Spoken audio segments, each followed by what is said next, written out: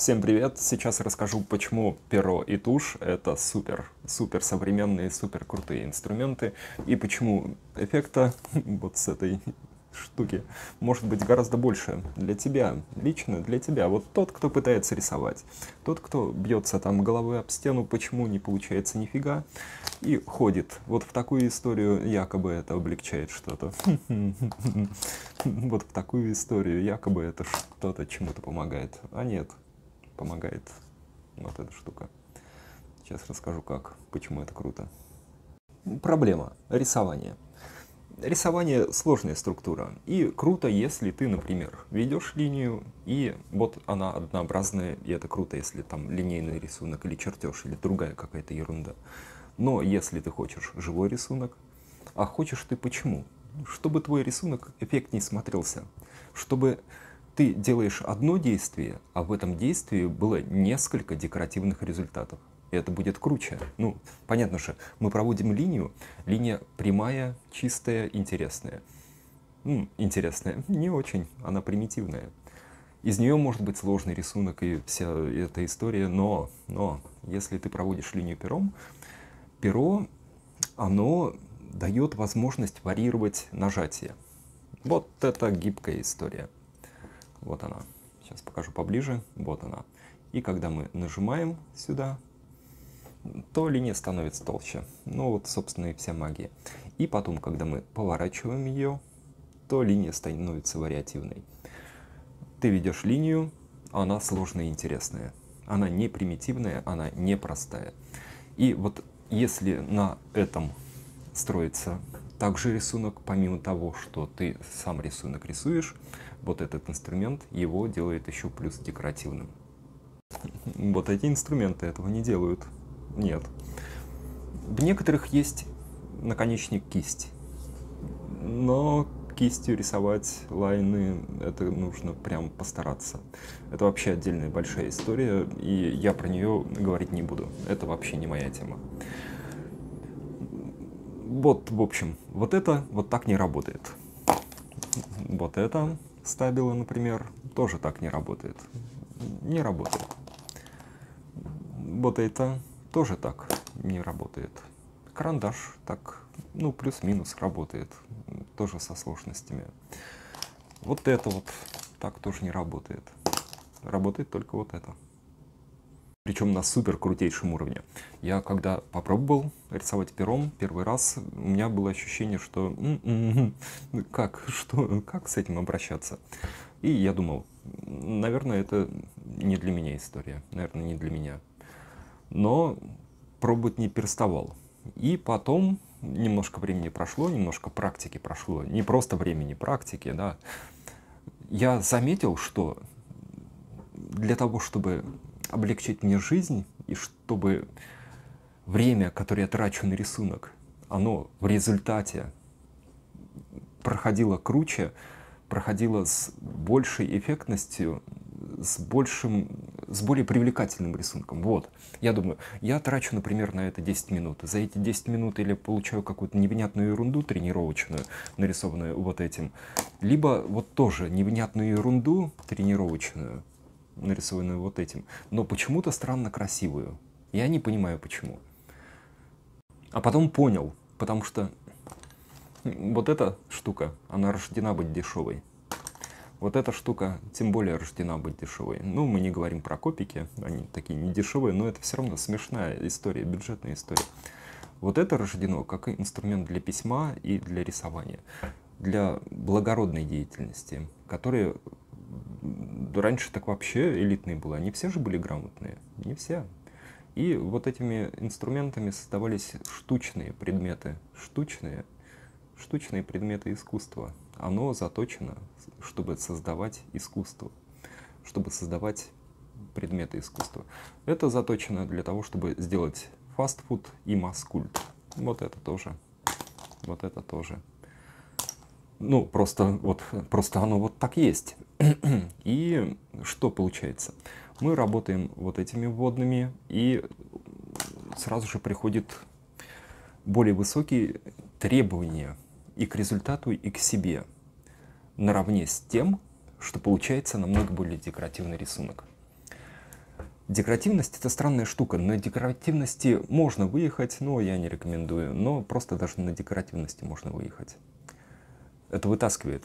Этот инструмент помогает вытащить ваш рисунок. Не делайте его примитивным. Делайте его сложным, насыщенным. Если нужна примитивность, вот сюда, как бы у меня уроков дофигища по нему. Или вот сюда тоже уроков миллион. Но вот это обалденная эстетская история, которая двигает вас в область натурального творчества, натурального подхода, который достоин вложений и времени, и усилий, и души. Вот в это можно вкладывать душу.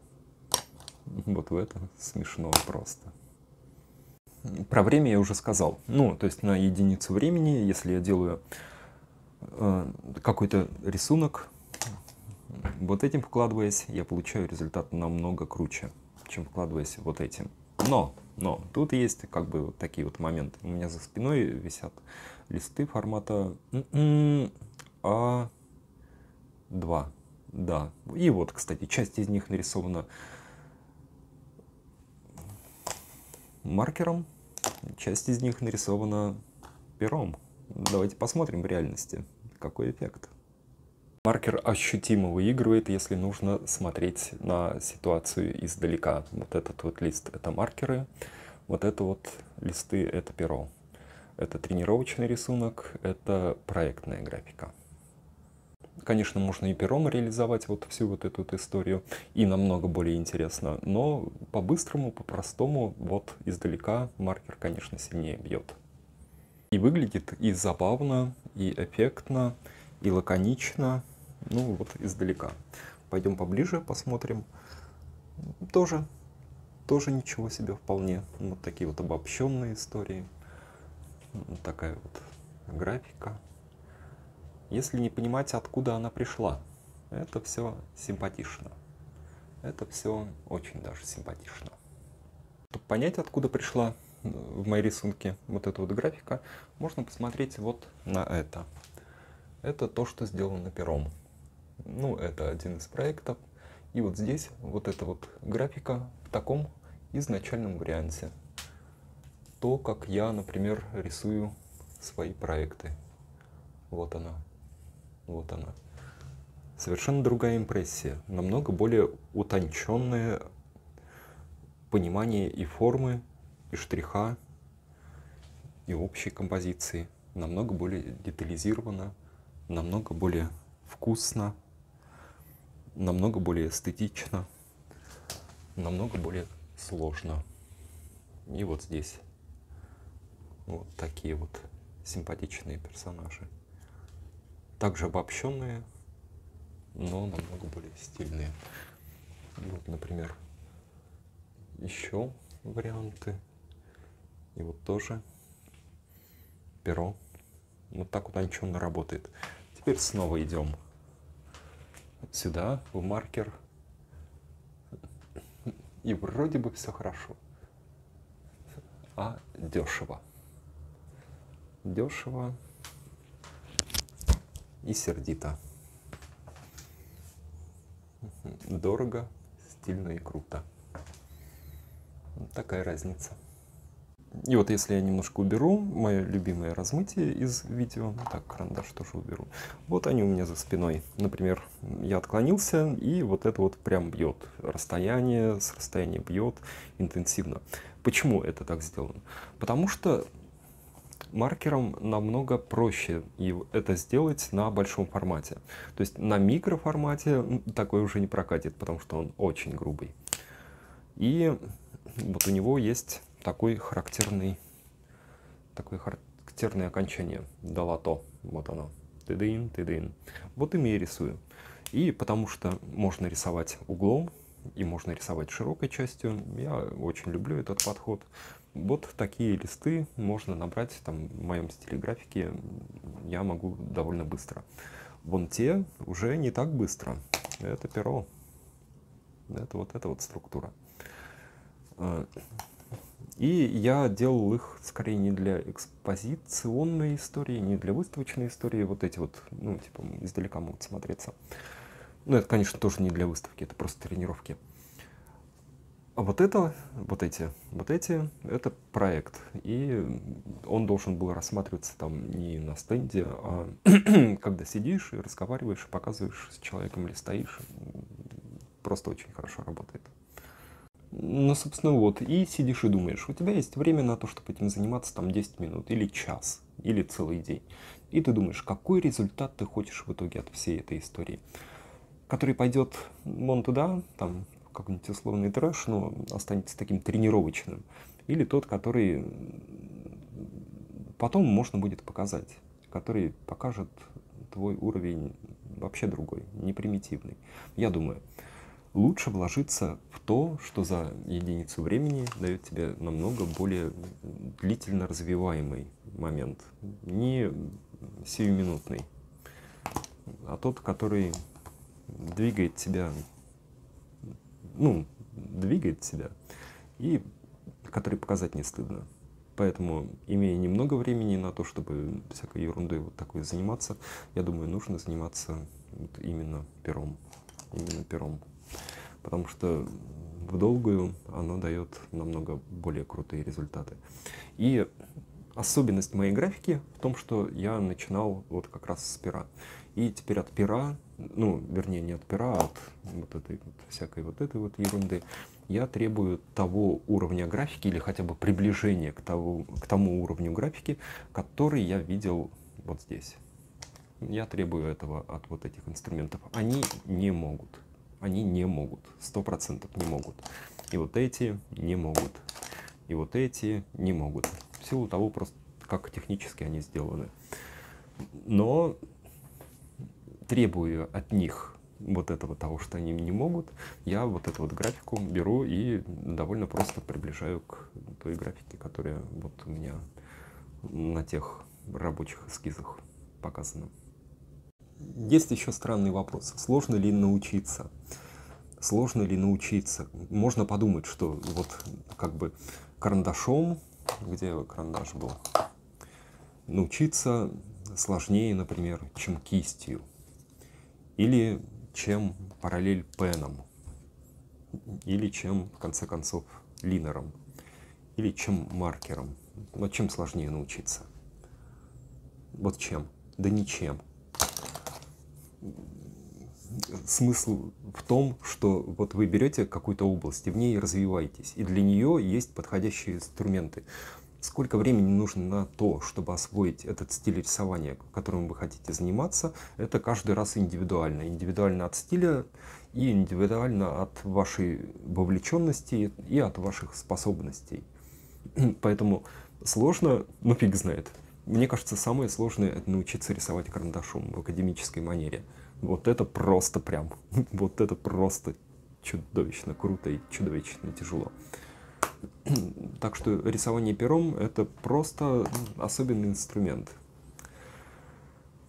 Особенный инструмент, который требует специфического тренировочного процесса. Чтобы научиться, у меня там миллион плейлистов, вернее, миллион видео на YouTube. Внизу в описании к видео берите перо, берите тушь и практикуйте. Вот. Поэтому по вложениям усилий, насколько долго научиться, что я скажу, можно за час, наверное, научиться. Когда у тебя рука поставлена, когда у тебя все вот это вот отработано, ты просто взял другой инструмент, понял его особенности, переложил на то, что у тебя натренировано уже, скажем, хоть на линере, и получил огромную силу и огромные дополнительные возможности в технике. Или у тебя вообще ничего не натренировано, и ты просто как курица лапой пишешь, привет, долгое, дорогое обучение. Но я не думаю, что оно будет более долгой, чем, например, вот рисование линером, или параллель пеном, или кистью. Нет, не от этого все зависит. Вот такая примерно ситуация. Сейчас расскажу, чем я рисую. Это перо звездочка. Это перо советское, называется номер 11 звездочка. И в советское время вот им и рисовали, и писали. И вся страна это делала. Перо превосходнейшее, его даже знают в моей любимой Италии. У меня знакомая Федерика, она писала мне, что вот этот перо звездочка, она занимается, где же она учится? Какая-то академия искусства, я не помню где. Где-то на юге Италии. И вот говорила, что у них в универе используют вот эти вот перья, русские звездочка. Я, как? Как? Правда, что ли? Ну, вот, да, правда. Стоит оно дико бюджетно. Это, по-моему, на Озоне я его видел за 100 рублей. 100 рублей. В других магазинах, там интернет, ну, копайте, смотрите. Видел и за 50. Держатель стоит 200. Нет смысла покупать держатели меньше. Продаются пластиковые держатели. Это полная жесть, полная дрянь. Невыносимая дрянь. Не покупайте их. Берите нормального размера держатель. Ну или страдайте. Ну вот если вы хотите сэкономить там 50 рублей и страдать, как бы и это ваш путь, то вперед. Welcome. Все, вперед. Берите нормальный держатель. Стоит или 100 в таком неочищенном варианте, или покрытый лаком с такими бороздками, по-моему, 200. В буквоедах всяких продается. В Леонардо и вообще там в интернет-магазинах нет проблемы купить его. Перо насаживаете на держатель, вот так, тыдын, и все, в принципе, оно готово. Можно писать. Какие чернила? Ну, чернила или тушь. Я использую вот такие. Они вообще прям огонь. Это Winsor & Newton. Они довольно дорогие. Если вы хотите, вы используете тушь, например, Гамма. Она стоит 80 рублей за бутылек, по-моему, раза в 2 больше, чем вот этот. И вот вообще результаты будут ничуть не хуже. У меня половина работ нарисована тушью Гамма. Почему я использую Winsor? Потому что они, ну, круче. Но на начальном этапе я не думаю, что это хоть как-то отразится на рисунке. То есть у меня, вот я вам прям скажу, у меня забери эту Winsor & Newton и оставь мне только Гамму. У меня рисунок ничуть не пострадает. Вот ничуть не пострадает. Но вот это кайфовая. Я в некоторых деталях вижу, что она лучше. Лучше почему? Потому что от нее как-то стабильней, что ли, результат. И стекает она с пера как-то более комфортно. И как будто бы дольше на пере держится.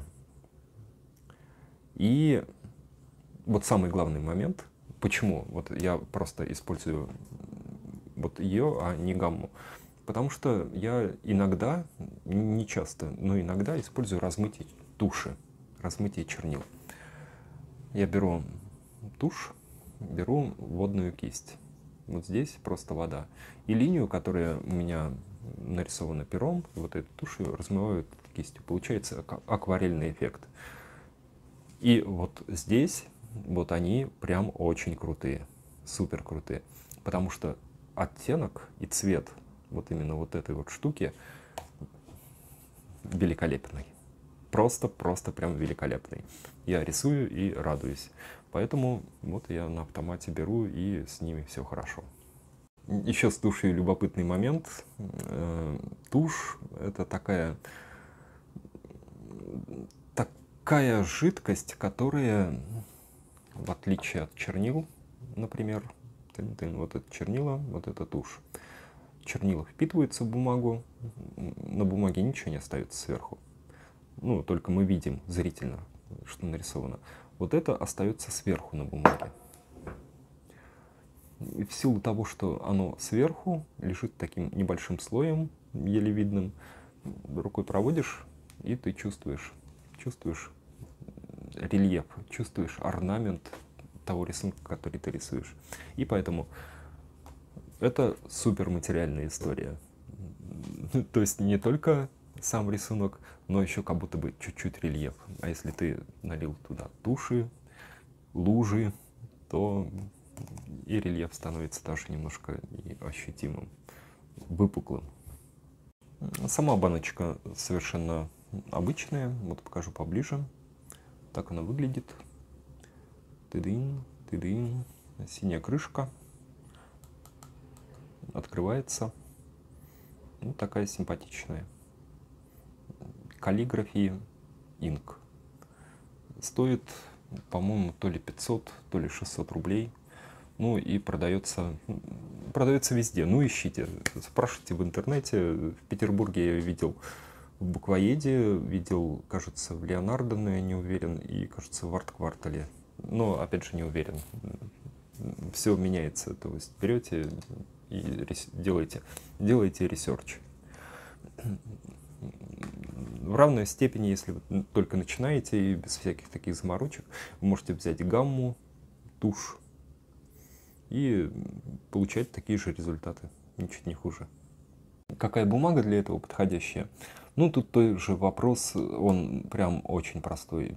У меня обычно такой ответ, та, которая под рукой. Но бывает бумага, которая расползается от воздействия воды. На ней нельзя там... Приносишь воду, и она превращается в какую-то кашу. И бывает бумага, когда... Вот, например, хороший пример, офисная бумага.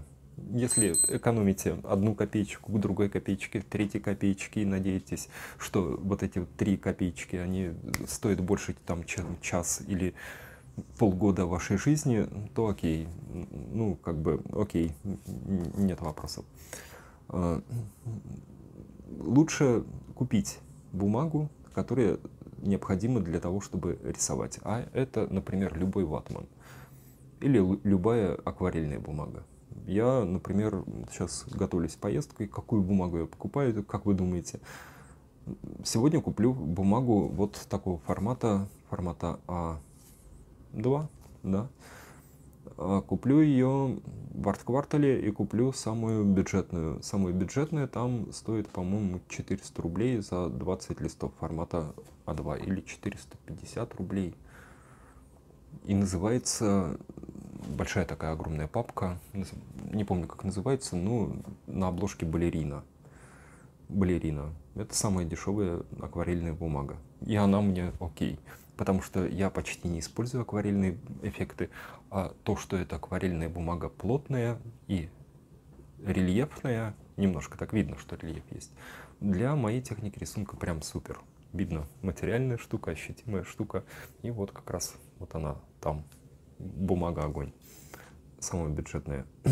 Ну, соответственно, вот лучше не брать бумагу из принтера, потому что, ну, просто я тогда не знаю, зачем вы это делаете, потому что и даже эти копейки тратите на бумагу из принтера, и еще и результат не получаете тот, который нужен. То есть это вообще продолбывание. Лучше, мне кажется, взять там школьную тетрадку и на клеточке рисовать, потому что школьные тетрадки, они вроде бы выдерживают вот эту историю. Во всяком случае, советские-то школьные тетрадки как-то это все выдерживали, как-то это все происходило. То есть я бы рисовал вот тетрадки лучше. Ну, то есть и с бумагой все понятно. Нужно брать ту, что под рукой, та, которая выдерживает воду. Я работаю на больших листах. Это плотность 200 или 220 мг. Не помню, как это все. С удовольствием работал бы на дорогой бумаге, но особо смысла-то и не вижу. Ну и в целом получаются такие теоретические вводные. Я думаю, там для старта их вполне себе достаточно. Нужно просто дальше брать, практиковать. Вот эти вот штуки берете. Вот это время, которое есть у вас, в это инвестируете. И лучше это делать по моим, например, плейлистам в описании к этому видео. Или в моих уроках на Boosty. Тоже ссылочка в описании к видео. Подписывайтесь, практикуйте. Хорошего дня, хорошей практики. Всем чао-чао, пока.